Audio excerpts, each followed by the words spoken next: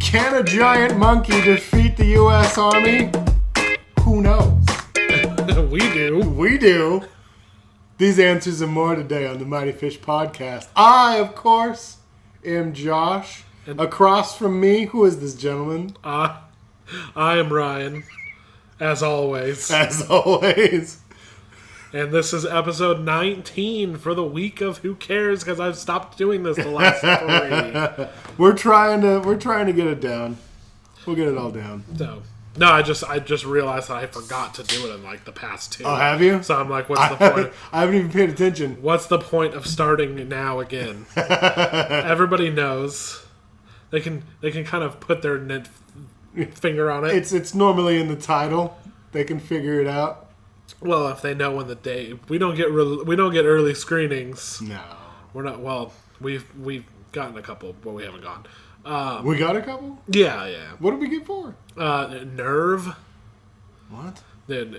Dave Franco and Emma Roberts. Oh, the game ripoff. Yeah. And okay. Some other. I've gotten access to early screenings. So you know. Just imagine it's 1 week past then. Exactly. 1 week past whenever. Yeah. And then we're also on our new day and time, which is Friday. And you'll be thinking, that's weird because the last one went out on a Saturday. Yeah. That's because I am a piece of crap and played VR instead of editing the last episode. And it sucks. Well, the VR is so intoxicating. Why reality when you could virtual reality? It's true. And and that was a big episode. Our last episode, everybody loved it. Josh. Oh yeah, everybody loved it. We know this from having put it up and seeing the results, and not recording this before it's even up. So, but Logan, it was a big deal. Yeah, and, Logan was a great movie, and we talked about it in depth. We did this as in depth as we can. Our initial subject, and as we all know, we go very off subject. But our initial subject this week is Kong Skull Island. And I believe that this will be somewhat of a different conversation from the last. It will be from most, actually. Yeah. We usually agree on a lot of things. We do not agree. We're usually in sync. Let's start with you, Josh. What did you think about Kong Skull Island? This movie was... Oh, God. I have waited for a monster movie of the classic monsters to appeal to me, and none of them have. Godzilla was a huge miss for me because for being the title character, he's not in it at all. No. This movie, however, delivered on every promise of a... This is... If you love the classic B-movie adventures, like not even just monster movies, if you love those old school adventure films from the 40s and the 50s, The Journey to the Center of the Earth, Around the World in 80 Days, those crazy, goofy adventure movies, you are going to love this movie. I went full in on this. This was so great to me. I loved it from start to finish. It pays homage to the old monster movies. There's a lot of homages going on here. It's Japanese. I don't know. Is it okay for me to say Asian? I think so. Because it's not just Japanese movies that do this type of stuff. It's also Chinese and Korean. The filming style, the stylization that goes into a lot of the action scenes and just some of the random shots, is very much taken from that style of film. What they do over there in the East, and I thought it was fantastic. I loved everything about this movie. Talking. I didn't love everything. I do have a couple complaints, but overall, dude, you saw me. I was sitting there just chomping my popcorn. Yeah. And like you brought up Godzilla, for sure. So much better. For sure, this doesn't shy away to the point where there's not even like there might be something going on here. No. We see Kong in the opening shots of the movie. Yeah. And then when the main the main That was stories. a really cool shot, too, by the way. I loved that. When the gratuitous reintroductions of the characters over and over happens, and we start the main story. This is where our conflict comes into play. Somebody didn't like the movie. Somebody loved the movie.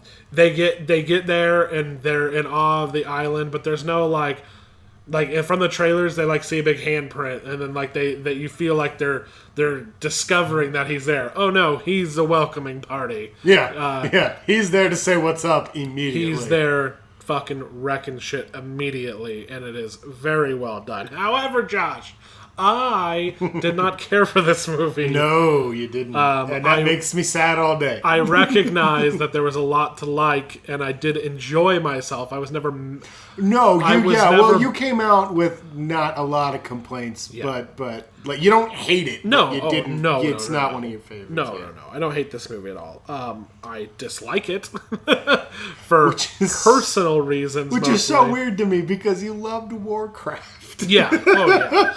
Oh yeah. There's just and that's not even the only one of these cheesy type of movies that you love. No, and much like last episode when I was like, I'm not gonna defend myself on why between Dark Knight and this movie. I'm like, some people just I recognize that's a good movie and people like it. Like, there's no need to keep going into this. Well, like, it's a schlocky film. It's dumb. Yeah. It's not. But like, I feel like it didn't pretend to be anything else. But like, you have no reason to really defend why you don't. Like it. I'm not gonna except to me. Yeah, exactly. I'm not going to explain why I liked this movie and why I didn't like this movie, while I will just say to the best of my ability what I did not like about this movie, and don't need to feel like I have to defend myself on others. It's just a pointless exercise. But okay.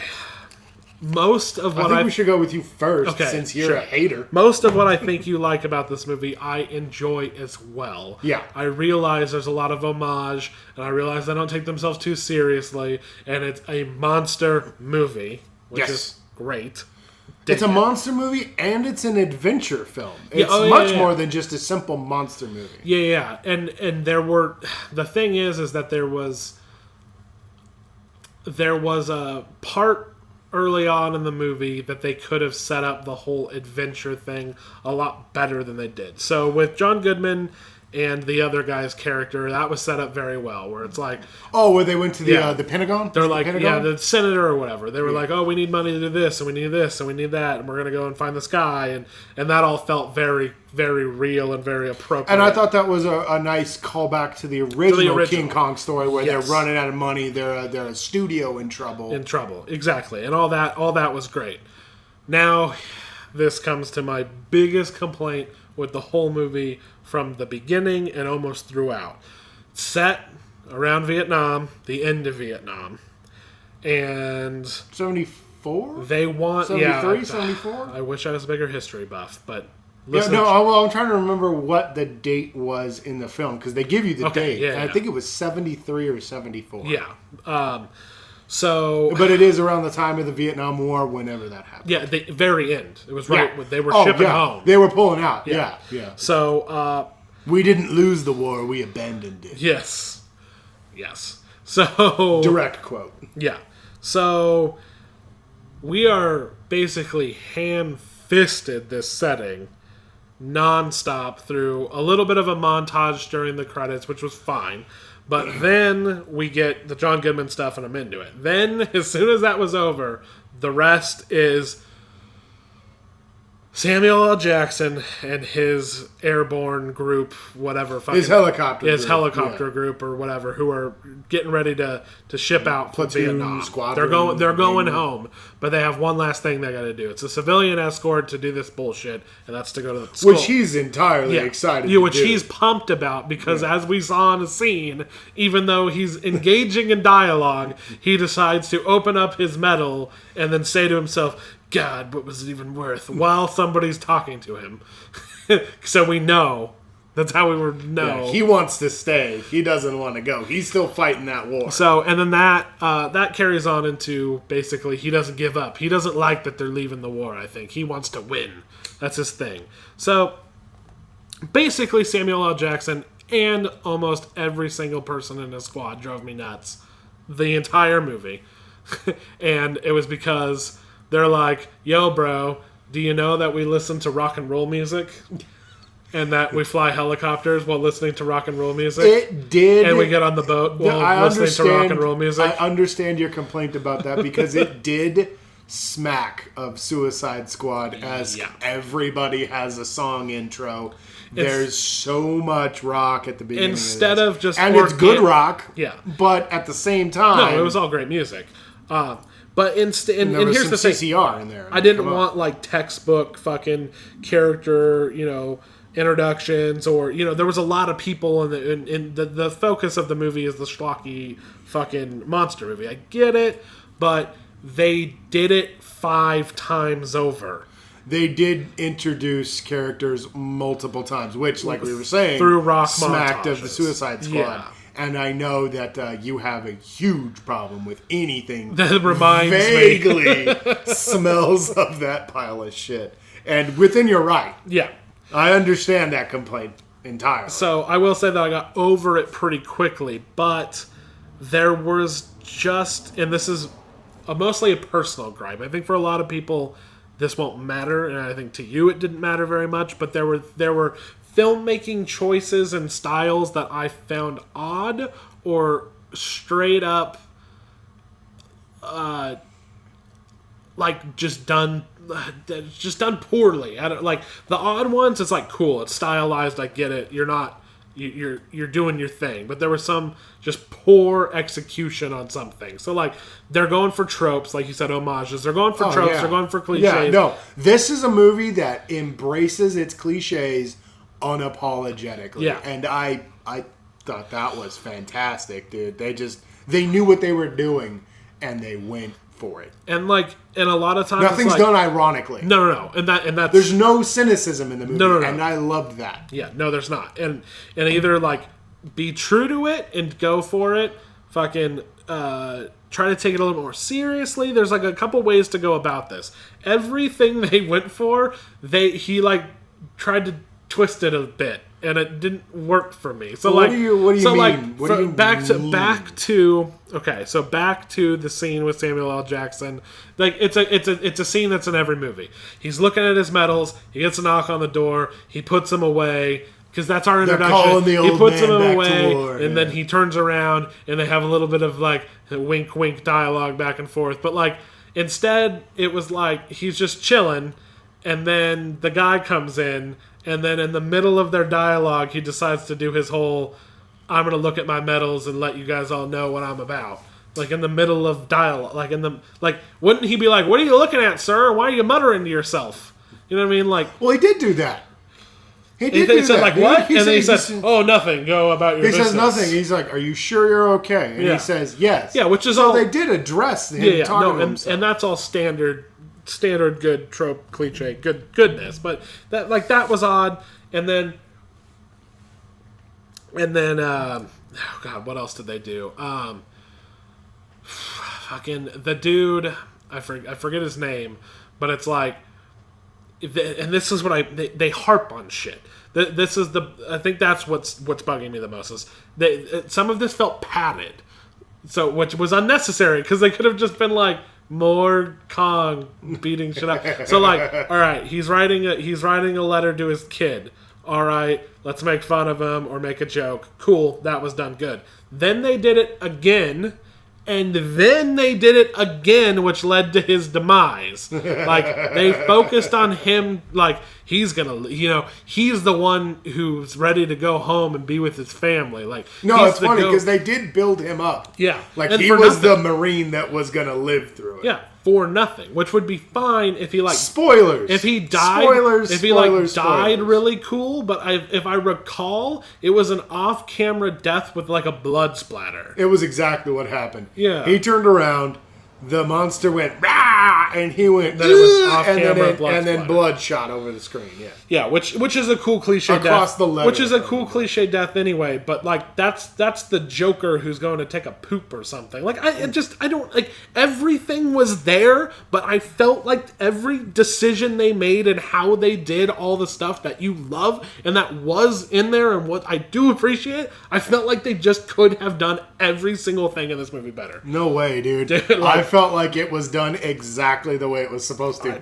Because like I said, it's an homage to those old crappy movies. And those old crappy movies, I say crappy, but they're not crappy. Yeah, they're no, I get what you mean. Yeah, campy. And it's, they're campy. Dude, this is like that best kind of cheese. Like fresh from the deli, leaves a bite on your tongue, provolone. And where you and that's where I'm so split on this with you, is where you think like they did justice to all this camp. I feel like he tried to twist everything to not be quite campy, and then just ruined it. No, dude. No. I disagree with you, dude. It was the way it was supposed to be done, dude. Everything that happens in this movie is exactly the way it's supposed to be. Like, Tom Hiddleston has the worst story ever, and he's the coolest character, dude. He's just, it's so briefly addressed, and he's so one-dimensional, and and he was perfect. He was great, dude. Like I said, so your problem lies with the Marines only. Is that what you're saying? Basically, the way they handled the... are they Marines or are they Army? They were Air Force. Air Force. Yeah. Yeah. Oh, yeah. Duh. Yeah. So basically, yes, because that drove the setting of the movie, which was inconsequential once the first 20 minutes of the movie were over. Because, like, he was Ahab. Him being an... Oh, yeah. The reason he was Ahab being like, we should have won Vietnam... He goes from being like the darkest heart, Apocalypse Now type of character to being Captain Ahab. And I feel like that's not a very large jump because they're the same kind of character. And his motivation... He becomes the monster he's hunting. Yeah, and the motivation for that was because he was upset that they had abandoned the war... Yeah, well, initially, but then it became that they killed my dudes. Yeah. I gotta kill this fucker. Yeah, so, like, they just all... It didn't seem necessary. It's like, it was all feeding that setting, which didn't have anything to do with the movie. See, I feel like you haven't watched enough of these types of movies to appreciate that trope. It's completely possible. Because that's the trope, dude. That guy's in every single one of the movies. He's either the hunter, Tom Hiddleston's character... Or he's the military guy that always ends up involved, dude, who's just like, we gotta nuke him, you know? And he's that guy. Like I said, and that's the guy and that's why it's done so well, because it's terrible. Yeah. It's terrible. That's one of the things that I loved about this movie was there's this commentary where man is the monster and man is the beast. Yes. And it's so ham-fisted and doesn't really hit, and that's the way it's supposed to be. That's what I'm saying. And I agree with you, but like I said, I feel like everything that I know they were going for, they didn't hit it spot on. Oh, no way, That's dude. just me, though. Yeah, no, dude, it hits so perfect. It doesn't hit. And that's the point, is it's not supposed... You're supposed to just be like, this guy, whatever. Maybe, I don't know, maybe I wasn't in the mood, but there, and there was other... They're just like I don't know. It didn't hit for me. I guess I just didn't. The things that I have a problem with, you appreciate it. So it's like there's really no arguing that. It's just like it worked for you and it didn't work for me. Yeah, exactly. No, it's so. I love. This is the movie that everyone who appreciates those old Japanese monster movies or even the old American monster movies like them or God, what was the one that Harryhausen did? Creature from 5,000 Leagues or something like that. I can't remember what it was, dude. But it's Journey to the Center of the Earth, Around the World in 80 Days. It's those types of movies combined with with introducing the giant monster Kong. And this is not. And this is what I loved a lot, was they didn't try to give you the serious, dramatic King Kong movie. Yeah. Peter Jackson already did that, and it's got mixed feelings. I liked it a lot. Yeah, it's all right. But they didn't do that. No, this is an action romp. This is the first big... People are saying that Logan is the beginning of the blockbuster season. No, that's not how I see blockbusters. Logan is a beautiful character development piece that stands apart from its comic book brethren. And this is a movie that fully embraces the big, dumb action and does it well and does it perfectly. I fucking just... And I won't argue that... The humor in it is fantastic. Yes, and I won't argue that when the movie does kick into gear... It takes a bit to get there. Yeah, but it wasn't that long. It was just that I found the first 20 minutes so unbearable that, like, it set my mood back. But, like, it wasn't... it was not by any means bad. And it was an action romp and all that stuff that you said. The humor was there. All that was good. All the scenes were... and he's in it mostly the whole movie. All the scene with Kong. Oh, yeah, no. Kong is everywhere in this movie. And I loved that because, like, it's the fucking movie. That's the basis of the movie, is the monster. Whereas Godzilla tried to give you this terrible story of the... It's just... it goes back... Godzilla goes... I'm trying to figure out how to word this.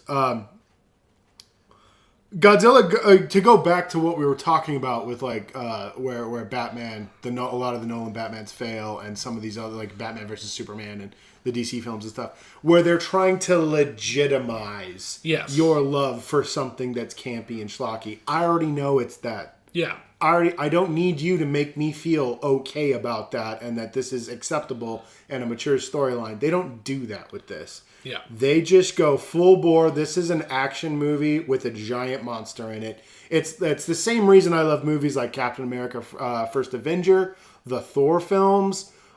Dude, and this is one that cracks me up, dude, because I didn't know anybody didn't like this movie. The Mummy reboot with Brendan Fraser. Yeah. Like, would I love to see a serious movie that's scary like the Boris Karloff Mummy? Absolutely. That movie scared the shit out of me when I was a kid. And I would love to see that done again. I don't think I'm gunning with this new Mummy that's coming out. But no, it's people that recognize that these movies were campy and kind of ridiculous, but they embrace it, and there's a love for that still. They don't do it ironically. They don't do it cynically. They give you a love for it, and that's what Kong did. They gave you the giant monster movie with the big action pieces and the dumb ham-fisted fucking, commentary, social commentary that's supposed to be there. Because it's not like Neil Blomkamp where he beats you over the head with it and you're just like, oh my God, I'm done. I get it. This is about social welfare, See, it's so weird because I agree with everything that you're saying, but no, I get what you're saying about some of the technicalities because the beginning does wear thin really quick. Because you get the introduction to them at the base when they're all by themselves. Yeah. And then you get reintroduced to them on the aircraft carrier. You get reintroduced to everyone on the dock when the team actually comes together. Brie Larson's character and Tom Hiddleston and Samuel Jackson and his team and John Goodman. You get reintroduced to them all again on the dock. And then you get reintroduced to them again on the aircraft carrier. One of those introductions needed to be cut. Yes. You could have gone... a way of doing all that could have been really cool was like in Aliens. I know you haven't seen Aliens. With James Cameron, where you come into this world with Ripley and you get introduced into this brand new world via Ripley, and you meet the corporation head, Paul Reiser. You could have done something like that, where you get a quick introduction to a couple characters, but then you don't meet the Colonial Marines until they all wake up from cryo sleep and the briefing. You could have done something like that, where you don't meet the team until you're there on this ship. Yeah. And you could have introduced Sam Jackson a lot better. Yeah.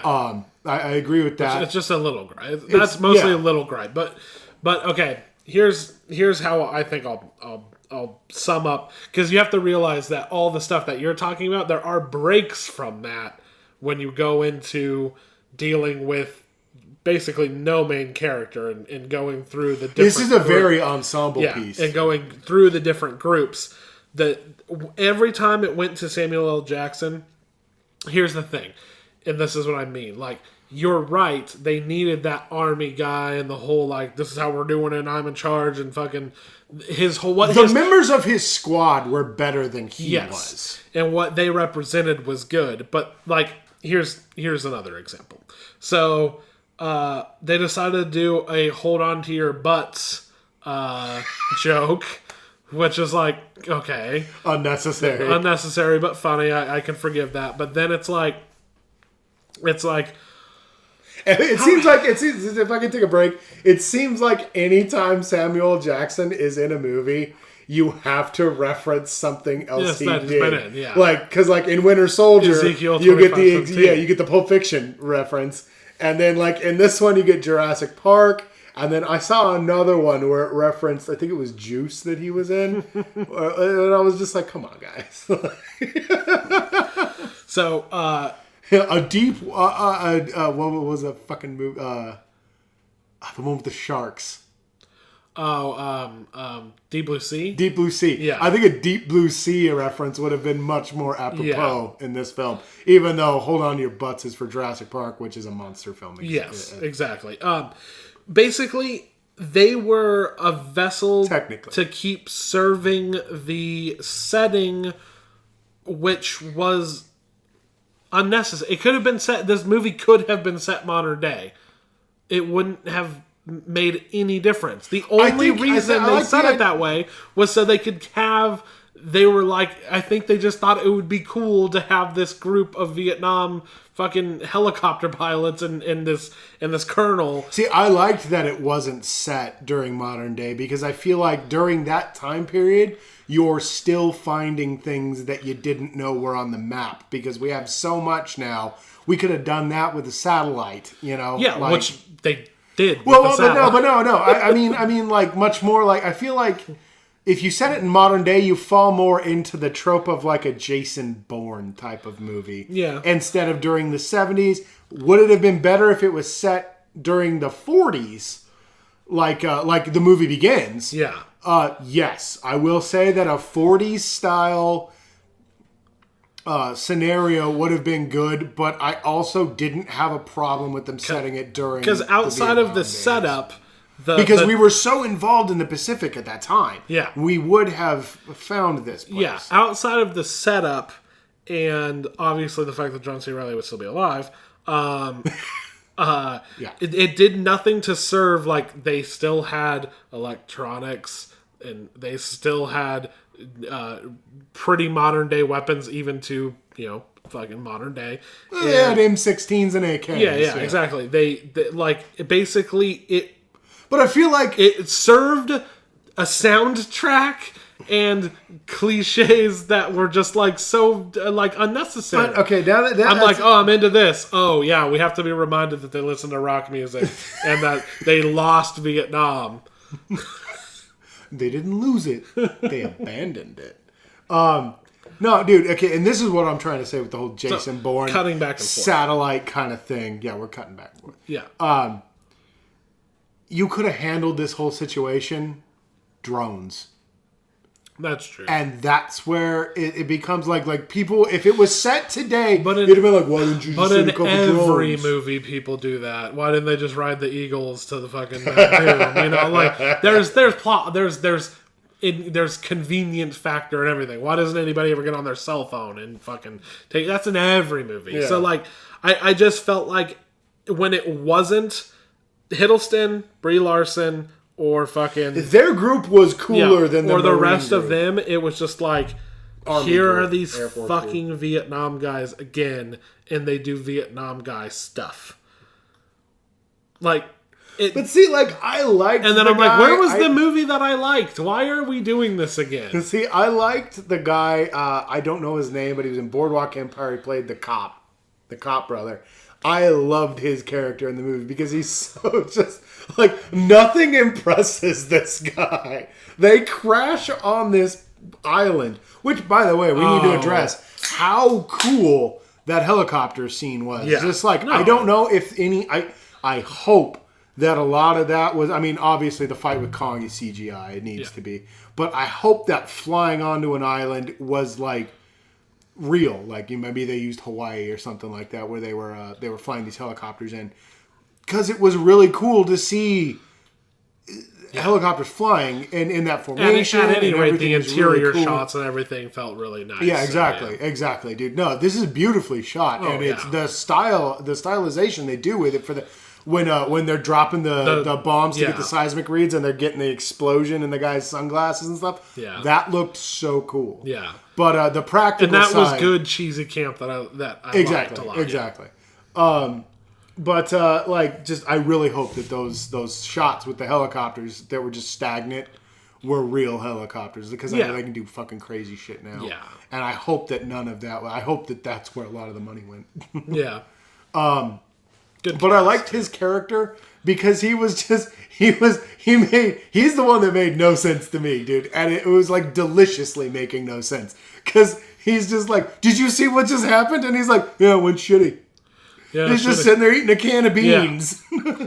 That's true. Totally unimpressed by everything that happened. There was plenty of good that they served the story. And that's what I'm saying, like, the squad was better than their captain. Maybe I just hated Samuel L. Jackson in this movie. It could Maybe be. That's what it was. It could be. Dude, no, he's not one of the stronger parts of the movie. And I feel like a lot of the... I think they should have done more with John Goodman's character than they did with maybe have him being like a boiling point, like he's the underlying threat. Yeah. But John Goodman and his dedication, his monstrous dedication to this, because he's the reason everything goes fucked. Yeah. Like, they shouldn't have done this.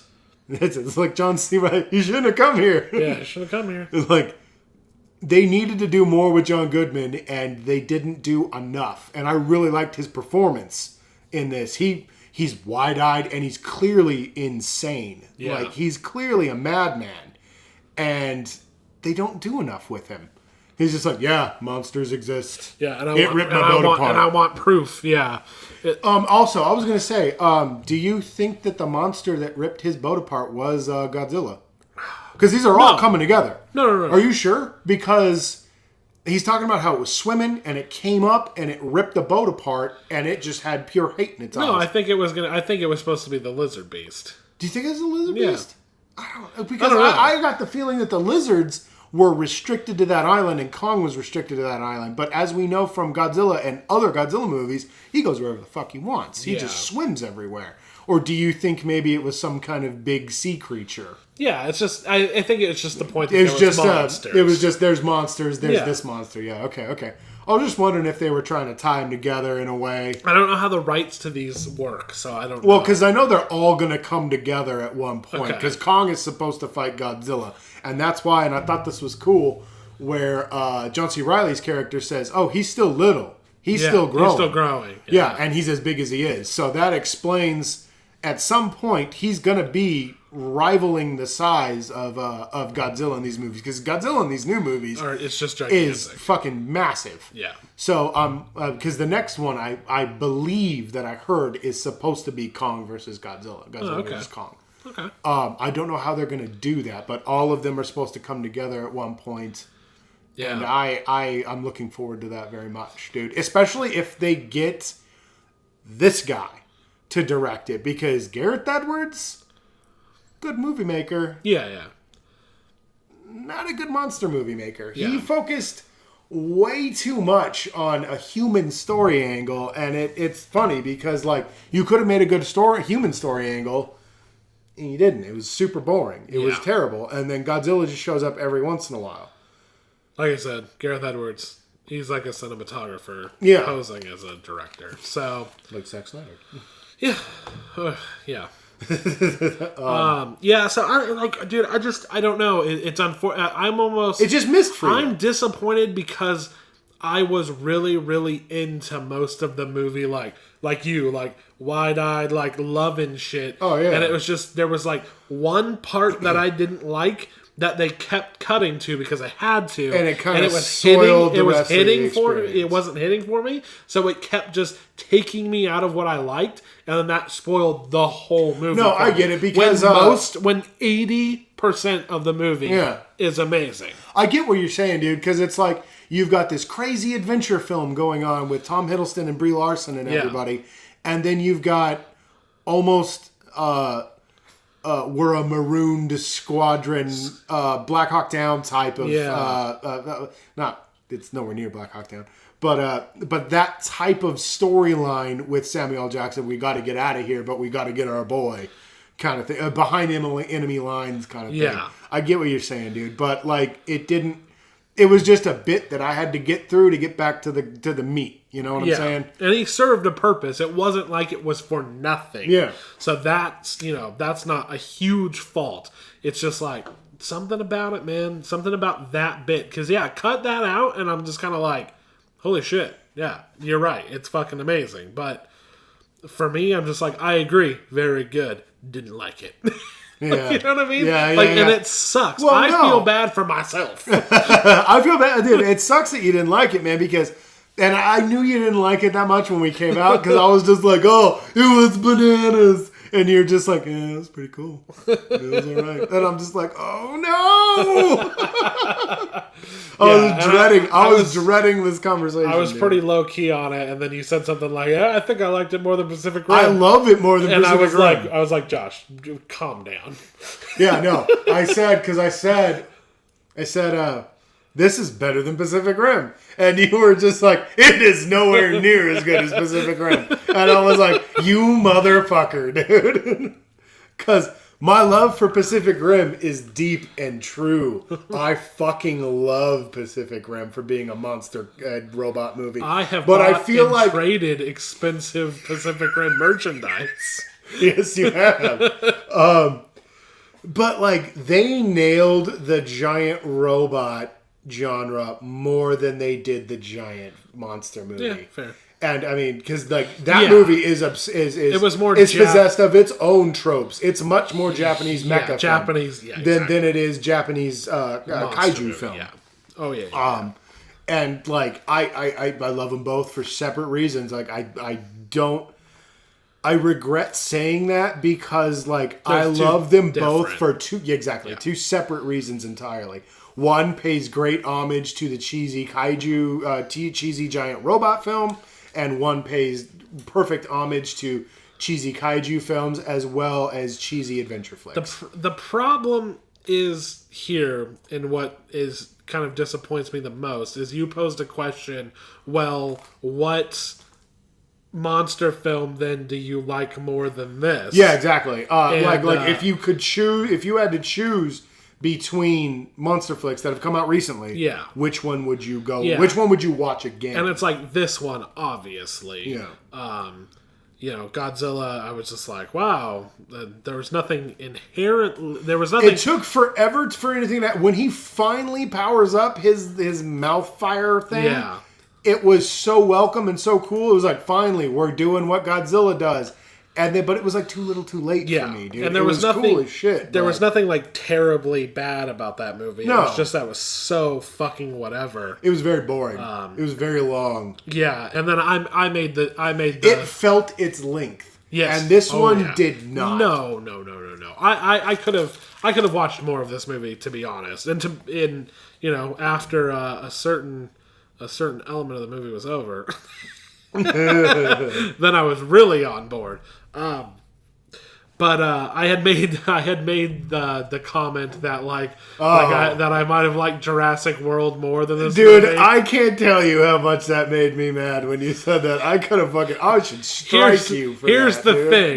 That movie was so whatever all the way through. I keep forgetting that we saw that movie. It was so whatever. It was consistently whatever all the way through. Yeah. Whereas this movie was inconsistent in my eyes, but that doesn't take that. But let's be fair, now that I'm thinking about it, this has good parts in it. Yeah, well, see, like, because you can really, there's a scene in the movie, and I'm not spoiling shit saying this, where they're fighting monsters, and Tom Hiddleston has to do something, and he yells to John C. Reilly, who I'm going to get into in a bit. Yeah. He yells, sword, because John C. Reilly's fighting these monsters with a katana. Which is amazing. And then Tom Hiddleston goes running to save a guy, yells for John C. Reilly to toss him his sword. He tosses him his sword, puts on this fucking gas mask, and then it turns into this crazy... beautiful, stylized action sequence. It looks like he's fighting people in a post-apocalyptic environment, He's a post-apocalyptic samurai And for no reason. Yeah. And it's so cool. And I laughed. It did the not because it was so bad it made me laugh, but because it was so weird that it made me laugh. And it was out of enjoyment. It wasn't out of like mockery. It was this slow, fast mo reminiscent of 300 type of shot. It's so crazy. But done, like 300 was, because 300, those shots are cool. Yeah, no, they are cool, but I was going to say... It's the fact that he kept doing them in other movies. It's more... exactly. It's more... it's very stylish compared to the rest of the movie. Yeah. It doesn't look like it belongs in that movie. No, but it was a welcome little... Just because they could, a twist, because they could have been like... They could have kept doing with the guns, shooting at everything, and then it's like the status quo of that. Oh, there's flying beasts. We got to do and then all of a sudden this happens, and it's so cool and so random and such a departure from the standard of that scene. And I felt like that's what it did well. Was it took the tropes and did them well, and then turned them on their head occasionally, like the one scene where a soldier's gonna blow up the monster. Oh God! And that was my favorite scene. Socks him out of the way, and he blows up on a mountain. Because, like you said, he was one of my favorite characters, and then he tried to have his moment, and it was like it didn't matter at all, dude. It did nothing. Yeah, that was hilarious. The last fight is so monster movie good, dude. Yeah, no, and it was good that the human characters got involved, because it could have totally been a random fight. But random fight. But they were like, nah, we're gonna help our boy Kong.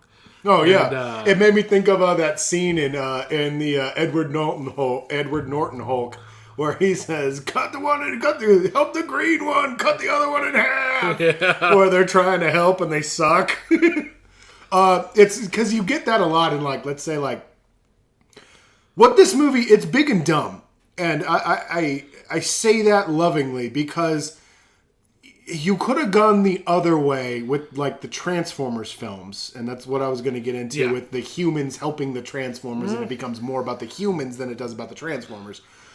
Where it's big and dumb, and it feels almost like they're making fun of you for liking something big and dumb. I know Transformers are cheesy. Yeah. Don't remind me how bad it is. Just do it. And don't use it as an excuse. Well, what do you expect?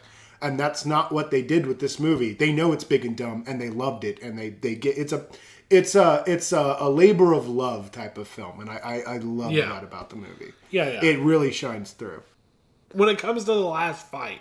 Yeah, so cool. Yeah, so it's balls to the wall. Yeah, you're on that, dude. You and your girlfriend were laughing at me because I went and leaned forward. Yeah, you're right. It was very good. I liked that the humans got involved, but it wasn't this dumb they understood Kong throughout the movie. Yeah, they figured Kong out, and they did it very well. Yeah. Where they're a part of the fight. They're not the center point of the fight, because they know what you want to see is Kong fighting this other giant monster. Yes. And they focus on that. And Brie Larson had a scene earlier in the movie, which was they could have gone a really dumb way. They could have gone the King Kong route, where it's the beauty killed the beast. Yeah, it was more just showing that they had a connection. He was on this island, and there was a connection between because he had seen her trying to lift that wreckage off of that gigantic yak. Yes, that water buffalo. Yeah. So it's just the whole human connection, that whole bit. Yeah, and that played into we're gonna help Kong, and and Kong's gonna help them, and it's a team effort. But the center point is Kong. But it didn't get cheesy. He just was bah, bah. Yeah. He took off. He didn't care about them.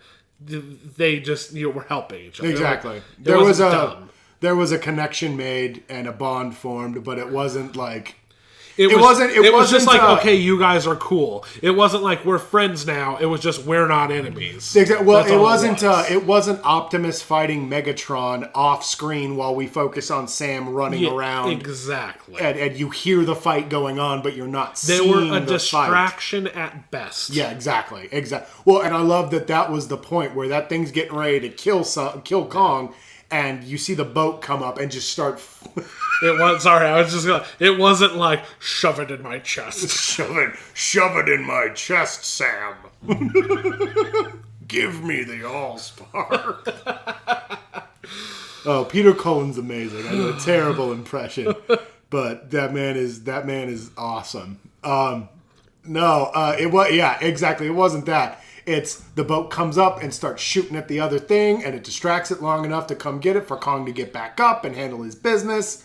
That part with the propeller is fucking bananas nuts, dude. It's so fucking cool. Shifting gears, John C. Reilly's character. Yes. You're introduced to him opening shot of the movie. Opening shot of the movie. And I loved the beginning of this movie where it's, ha-ha! And he pulls his gun out. And he starts shooting at the Japanese pilot, the the Zero pilot. Yeah. And he misses. And then the Japanese pilot does the whole, ho-ho! And then pulls his katana out and comes running at him. And they have this fucking sick fight and sick foot chase. And then we're introduced to Kong. Yeah. And it's so stylish. And that's very much, that was when I was like, oh, okay, they're not doing just this, they're doing this as well. Because that whole bit is very much, it reminded me a lot of like Jackie Chan's scenes. Where Jackie Chan's going to do something cool and it doesn't work. And then the other guy tries to do something cool and it doesn't. It's visual comedy and it's fantastic. It's visual comedy in action and it's so great, dude. Yes.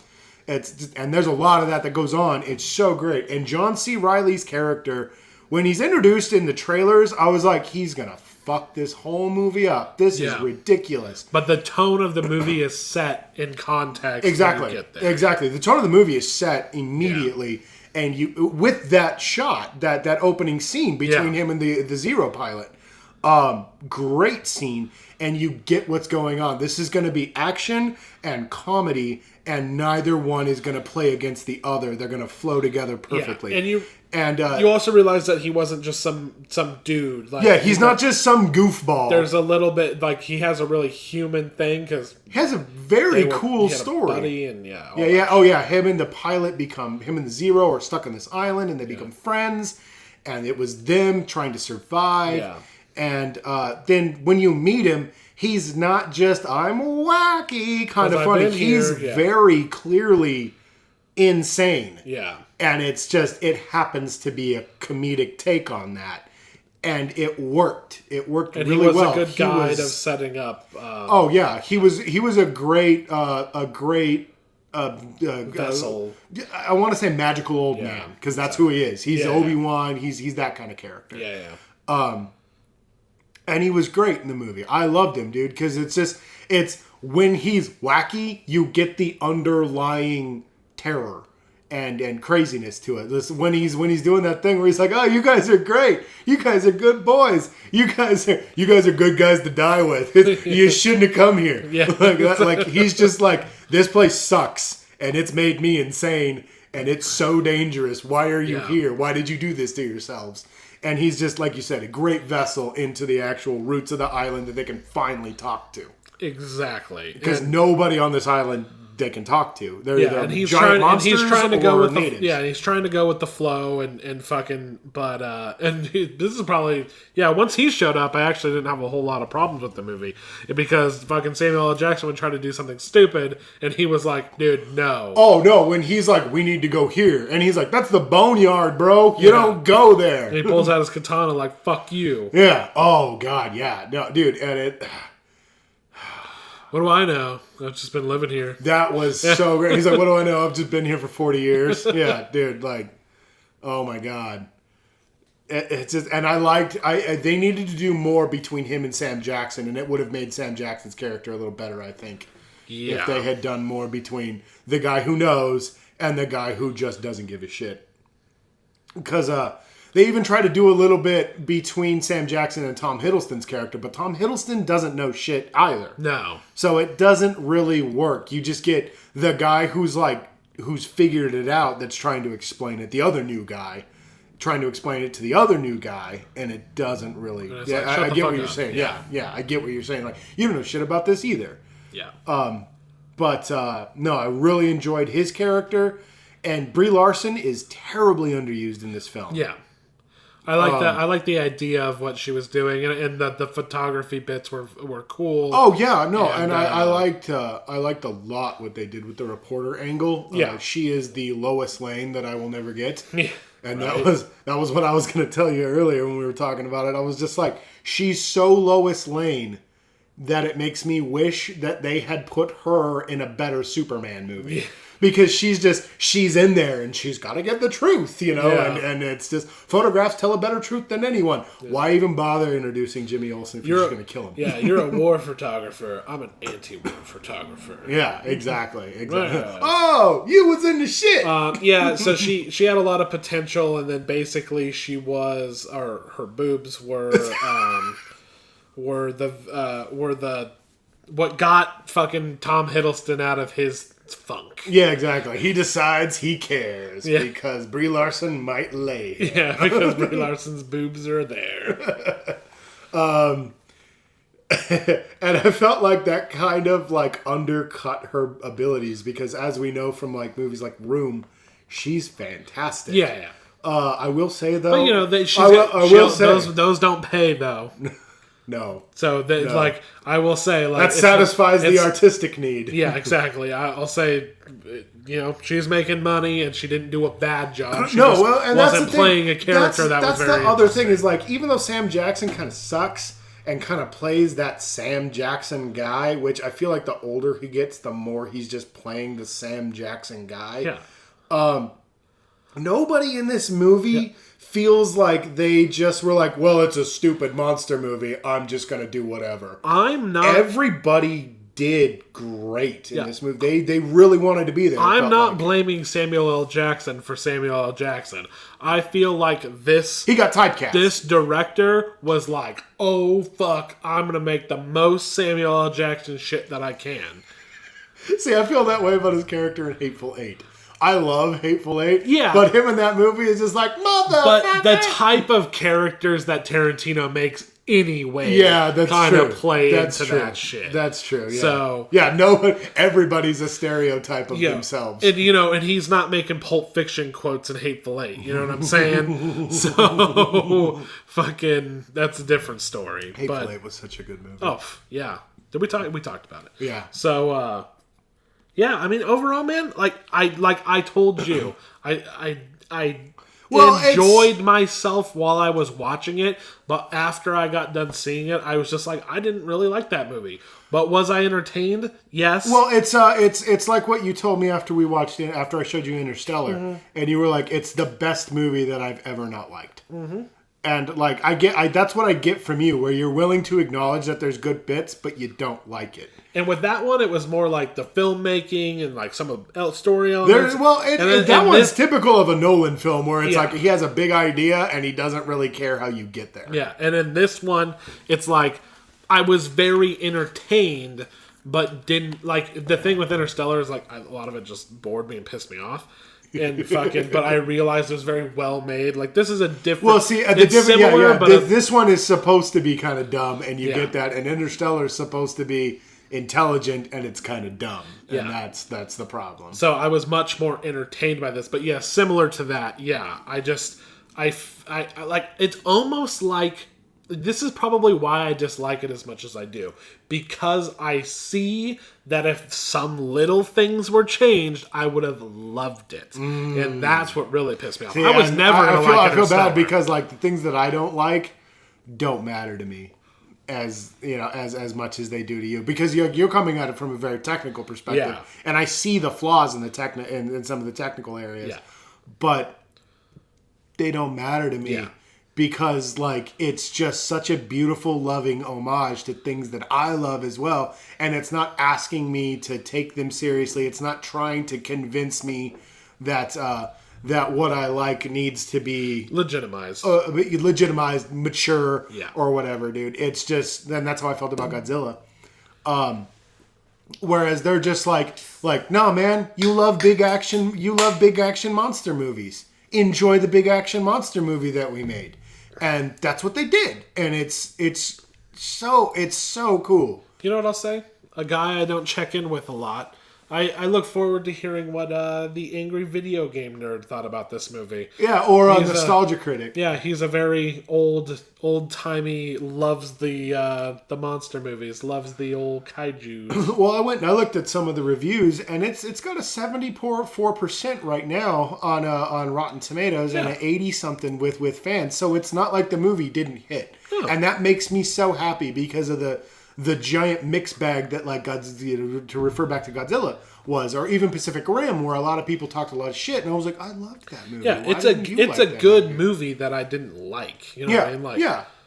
And it's not even that you hate it. It's just that you see flaws in it, and you can't like I just said, I think that I'm being overly critical of it because I could have loved this, and there are things holding me back. It wasn't like with Interstellar, the basis of that movie I was never gonna like. You know what I mean? Yeah. There's no way. It would be a completely different movie for me to like it. This movie was so fucking close and could be altered for me to like it. But at the end of the day, alter movies is how it works. Unless you're George Lucas. So it's like unnecessarily. Yeah. So it's like that's probably what's making me hate it more. The fact that it is so good, and the fact that I fucking could very well love this movie, but don't, makes me hate it even more. I just got a picture in my head of George Lucas altering this movie. Right. It's like, what would make it better? 2 Kongs. 2 Kongs. And then the screen is just filled with Kongs. God. What a terrible crime that man is. So, you know what? As we've discussed it, I've come down to the root of it. It's basically the fact that I really want to like this movie but can't. And that makes me dislike it more. I'm sad for you, dude. Because, this is a movie I will be buying. I want to see the behind the scenes. I want to hear commentary. I want to hear where they drew inspiration from. Because there's movies that I think that they drew inspiration from. Some more contemporary and not just old films. Yeah. There's one that I can't fucking remember the name of right now. But it's set in Japan, if I remember right. And the guy is a real loser, and his daughter gets taken by the monster. I can't remember the name of the movie, but then him, his brother, and his sister have to go hunt down these monsters, and it breaks into a lot of that Tom Hiddleston scene I was talking about with the samurai sword. Out of nowhere, all of a sudden, these guys who run a food truck, it was so funny, are just these badasses with a bow and arrow and shit like that, and he's a kung fu master and shit, and it's so good. Yeah, and again, that scene is just amazing. It's so funny. He yells sword, and I was like, what? It was like, we haven't seen you and then use he picks a sword. up this gas mask, throws it on, and then he's this post-apocalyptic warrior just slicing weird mutant pterodactyl bats in half. It's so cool, dude. Oh my god. That scene was so bonkers to me. That kind of that was, I was clapping. I clapped and went, yes! Felt bad for your girlfriend. She's sitting next to me, and I was just having a fit the whole movie.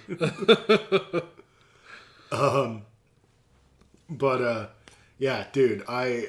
Dude, this is the first big blockbuster of the summer for me, dude. This was definitely the one, dude, and I really needed it after the shit show that some of the things I've been watching have been. Yeah, for sure. For sure, man. I'm fucking. Despite your dislike, would you recommend? Oh, yeah. Everybody, a lot of people are going to like this movie for sure. For those of you that haven't seen it, the score was done by one of the guys who I'm really starting to pay more attention to. Henry Jackman, I think is his name. Mm-hmm. He did the score for both the new Captain America movies, Winter Soldier and Civil War. and he did Big Hero 6, and I think he did Days of Future Past. I think. I may be wrong. I know he did one of the X-Men movies recently. I don't know which one. But it's appropriate to the film. It's very bump, yeah. Just very, very big, bombastic, like you need for this type of film.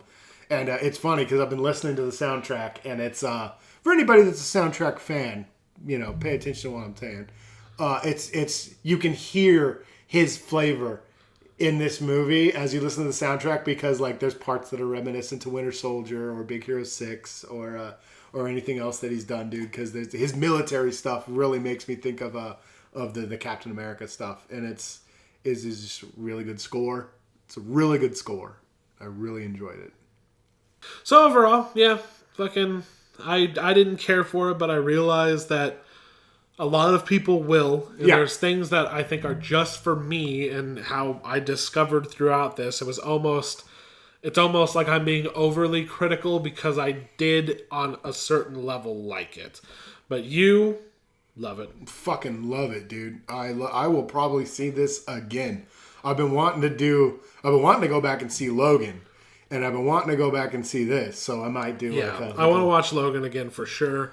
We're gonna go see Power Rangers tomorrow, so that I'm looking forward to. Is just being dumb. So that's gonna, what you're getting with that. Yeah, and I hope that doesn't disappoint. But if it does, who cares? I just want it to be fun. Yeah, it's not like I have huge expectations. So no, yeah. If it sucks, it's like it's like you shouldn't have done that. like it just give me something along the same line. Big, dumb, action, fun. Pacific Rim, Kong level. Yeah. Just have fun with it, So yeah, there's still some things on the horizon, but yeah, I'm disappointed that we haven't seen John Wick 2. I'm very disappointed we haven't seen John Wick 2, dude. Is it still in theaters? I'm not sure. Maybe. We might be able to see some showing of it. Well, we might have something for you guys if it's up on digital or something like that. Yeah, or if we can catch it in the theater, because that is one that needs to be seen. John Wick 2. John Wick was so fucking good. Yeah. Oh, yeah. God, dude. But yeah, next week, you saw Jack Reacher too. Yeah, God. And I liked that movie, ironically. Exactly. So, yeah, look forward to Power Rangers next week. That should be whatever. And then we have Ryan and his ringing endorsements. Yeah. That should be. So, and then obviously on the horizon we have Guardians. We have Guardians. We have Ghost in the Shell.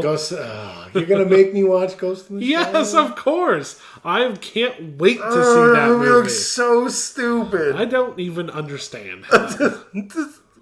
You need to watch the anime, dude. I refuse. I know you do, because I showed you Akira, and you're like, this doesn't make any sense. No, I love Akira. You love Akira because you don't get it, and you can make fun of it.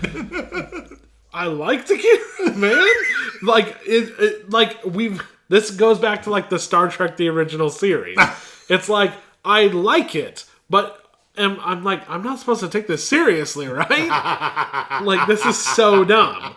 Like, this is hilarious. So, like, yeah, when it came to Akira, I really like it, but, like, nobody in their right mind is like, you take Akira seriously. Some people really take Akira seriously. I am not one of them. I enjoy it for the animation aspects and kind of the cool sci-fi story. Yeah, and you can't take that away from it. But at the same time, everybody loves anime because it's anime-y. Yeah, but Ghost in the Shell is a very cool story, and it actually makes sense. And this movie does not look like they took the. But like, I think it looks cool. I'm getting all fucking confuzzled here. They've tacked on a generic sci-fi story to the but you don't know the whole story. Yes, I do. No, you know that whole. I know the real story. You don't know what's going on with this movie yet. But the problem with doing the original Ghost in the Shell story, and I will give this crappy remake, because it's crappy. Fucking this you can't do in a post. Matrix and some of the other post cyberpunk type of films world, you can't do the original Ghost in the Shell without going, oh, so you just stole this from this. Yeah, even though it's the one that gave birth to all these other stories. I understand that, but I don't know why they've gone the direction that they've gone. I don't know what the differences are. I'm just looking at the story they're making. I'm like, oh, it's a weird sci-fi that's probably going to suck. I don't want to be go down the whole SJW PC bandwagon thing, but the Major is Japanese, dude. She's Japanese, and all these people are white. Who are you to say what ethnicities these people are? Maybe they identify. Maybe they identify as Americans. Yeah.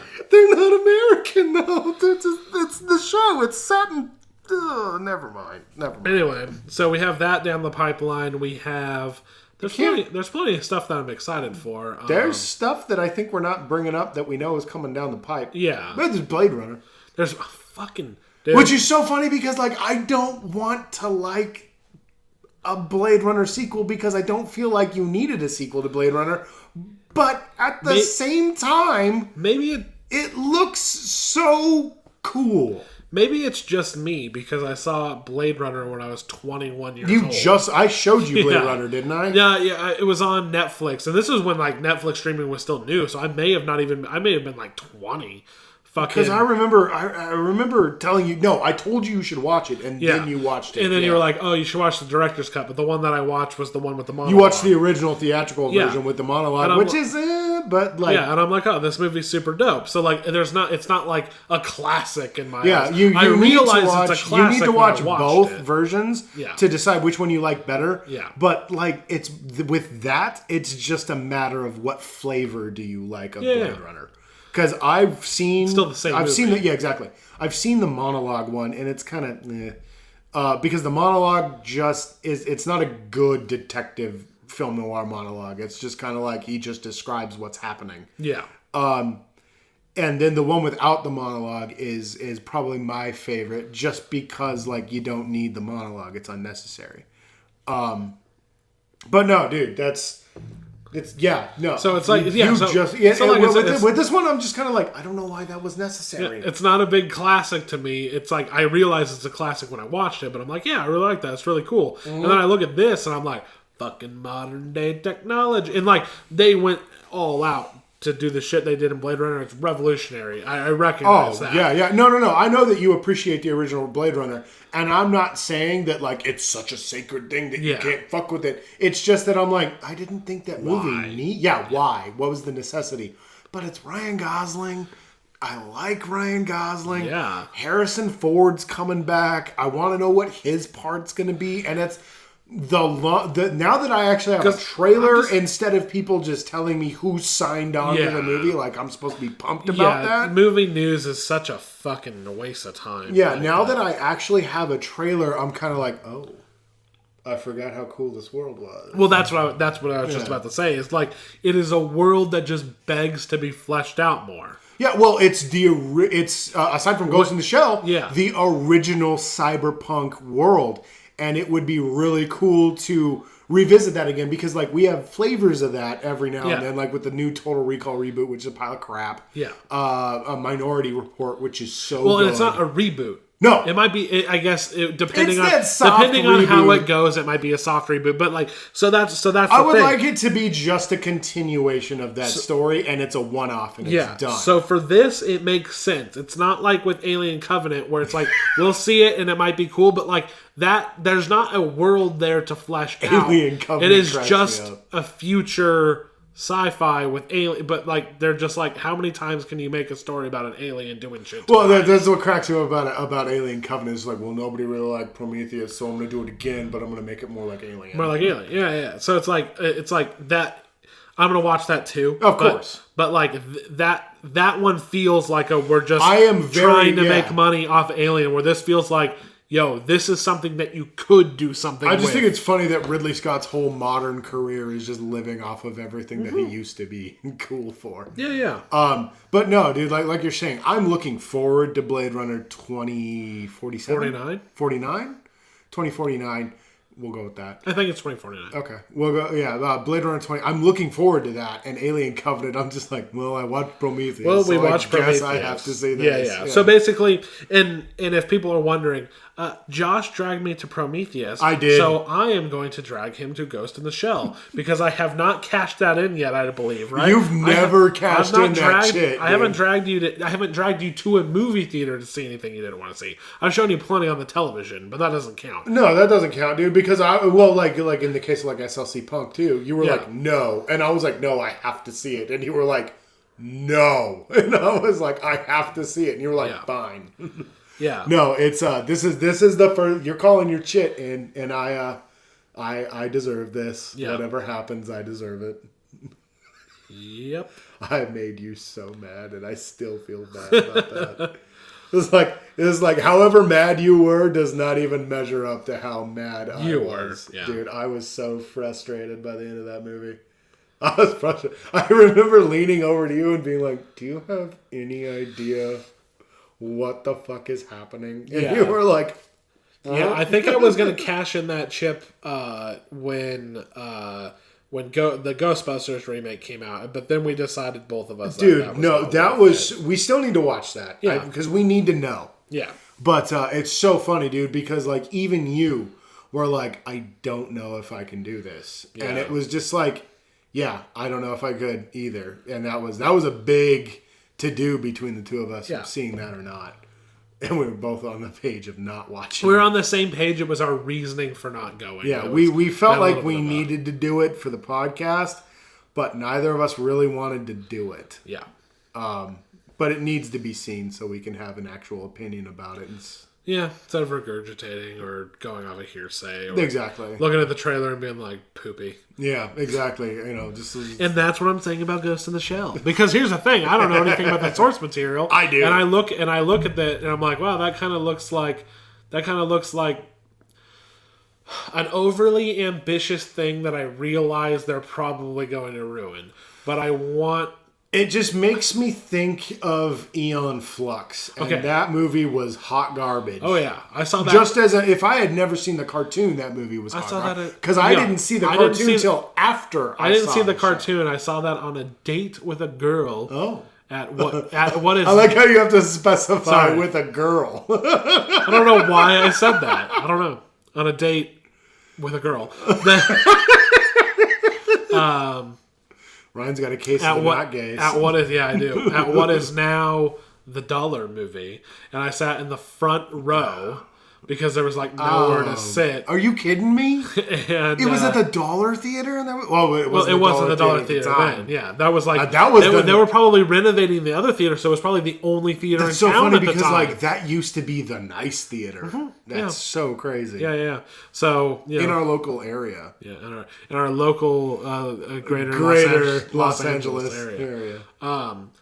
So, and I remember just being like so terribly bored, and so just like this doesn't make any sense.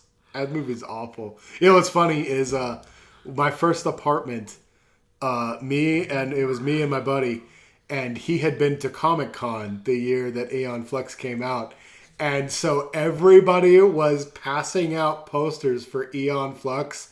So our living room was just filled with posters for Aeon Flux because we felt like we needed to put stuff up. Yeah. And so our living room is just plastered with this movie that we both fucking hated. That'll happen. And like everybody that came in was like, "Oh, you guys like that movie?" We're like, "No." Why do you have so many posters? It's a long story. Just long fucking story. What do you want? Leave. Yeah, you know what? Another funny story. I actually had gone to a second date at that, not with the same girl, with a different woman. Did you see Aeon Flux again? No, to a different girl, but I had gone to another date that happened at that movie theater is what I'm getting at. Okay. I saw Too Fast, Too Furious there, and that was dope as hell. Because as we all know, we hungry. Pockets ain't empty, cuh. And I remember being like, "Wow, that was not like the first one." But I'm 15, so that was dope as hell. And she was just like, "You notice that they all are just talking to themselves, and like you don't realize." No, they're just talking to themselves in the car. They're talking to each other, But they can't hear each other. They're just talking to themselves. Like, oh shit, Rome, you got this shit. And he's like, oh, you know it, Brian. And I'm like, they can't hear each other. I'm like, why is she pointing this out to me? You're ruining my immersion. Monica. And yeah. Who would have thought that movie would have taken like fucking 3 more movies to get good? God, it hit its peak with Too Fast, Too Furious. Then the third one went straight to DVD. Then the fourth one was the third one straight to DVD? Yes. Because I thought it went to the theater. No, and then the fourth one was it's one of the rare ones that went straight to video and then came back. So yeah, because 4 was Fast and Furious. Fast and Furious is a pile of crap. And then it was better than Tokyo Drift. That was the one where Michelle. I haven't ever seen Tokyo Drift. So that was the one where Michelle Rodriguez got fucked up. Was terrible. And then it went to Fast 5, which me and you watched, and that was one of our like test. Things we were trying to do. When we first started this endeavor. We were trying to do like a MST3K. Yeah, you watch the movie with us kind of thing. Yeah. And that movie just ended up being dope as hell. Dude, yeah, we had nothing to say to the whole movie because that movie was actually really fucking cool. Yeah, then 6 took itself a little too serial. And then they went right back to bananas. And then 7 was just 7, like dumb as hell. And we're like, yes. And now 8, or The Fate of the Furious. Look, that's what that's also coming out. Are we doing that? Oh, fuck yeah, we are. There's a sub that comes up and chases the cars. We are going to be laughing so hard. Dude, and the thing that I love about the Fast and Furious movies is the same thing that I loved about this Kong movie. They know what they're doing. Yes. And they don't care. Yes. And they're just like, guys, you want to have fun? You want to laugh? You want to see cool shit? That's what we're doing. And they go for it, dude. And Vin Diesel shattered a parking lot with the stomp of his mighty Vin Diesel foot. The streets fight back. The streets fight back. Kabam, says Dom. Yeah. Fucking The Rock breaks out of an arm cast and then hauls a minigun around. Woman, I am the cavalry. Minigun. Movies are ridiculous. Yeah. And this new one looks, oh god, when I look, will you just turn your back on family? And then he's like, I'm gonna make out with Charlize. And she's like, ooh. I remember I gave you a play-by-play, dude, knowing they were gonna show it. What movie did we see that night? Because it was you. It was everybody was there, so we must have saw Rogue One. It was Rogue One. Yeah. And I was laughing out loud. I was the only one laughing in the theater. Because you just had my play-by-head in your head. Because you told me the whole trailer right before we went in, and then it was everything that you said, and it was so funny. Because it was like burned in my memory as like the funniest thing I had seen that day. Yeah. And I was like, it was so funny. I was just like, this happens and this happens, and she says this, and then she gives this look, and you were just like, oh, well, that seems weird. Like, oh, and then weird. They played it. I looked like, look at the screen, as if you weren't going to look at the screen. Yeah, you were looking at me and pointing, and I was just like, yeah, no, whatever. And then it started happening, and I started laughing, and I was like knee slapping and kicking my leg and just having and fucking, I think it was your girlfriend or Meg that was just like, knock it off. And I was just like, this is ridiculous. So, yeah. Oh, yeah, because it was that one. And that was Force Awakens. Never mind. Yeah. Because me and Brandon were cracking up through that the Fourth Wave trailer. Oh God. Where we were laughing at me because me and Brandon were just having the best time through that trailer. Yeah. Oh yeah. So yeah, there's a lot. I mean, there's a lot on the horizon. As we've been saying, we're pumped for 2017. Dude, 2017's looking up, and it hasn't been letting us down. It's a lot better than 2016. I gotta say. Yes. So. We're in March, and I'm already enthused. Yes. So, yeah, that's about it. So, you can find us on twitter.com/mightyfishpod. That is where we're going to be tweeting out some photos. It's when you'll know when the new podcast goes up, unless you're following us on all major podcasting apps, because we are also on iTunes, so that's the depository for a lot of the big ones. We are everywhere. We're everywhere. We're in your room with you right now. YouTube, We are Mighty Fish Productions. Twitch.tv/Mighty Fish Productions is where we do our video game streams that haven't happened yet. We keep talking about them. It's like classic catch-up. It's like classic catch-up. It's a thing that doesn't exist. It's a thing that we've done but have never shown to anyone else. Exactly. What else? Yeah, basically follow us on Twitter. Josh, maybe get on that. You gotta give me the info on that. Mighty Fish Pod. What's the login? No, don't tell me now. No, you don't need the tweet. We can go. We can do the tweeting ourselves. I'm just saying, pump that shit. All right. I'm saying, tell your peeps. I tell other people. I have followers that I have sent there. You have nobody. You're not even following it. I'll follow it. So we'll put up. Terrible at social media. We'll put up some tweets. Only there. do it when I'm bored or I'm drunk. You already know who's running that Twitter, so yeah. I'm just saying, get us some followers. So that's where we are. Follow us. If you're listening, you already know, so fuck it. Look forward to Power Rangers. I am Josh. Oh, Lord.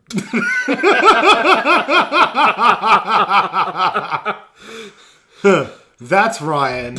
I'm still Josh. Thanks for listening.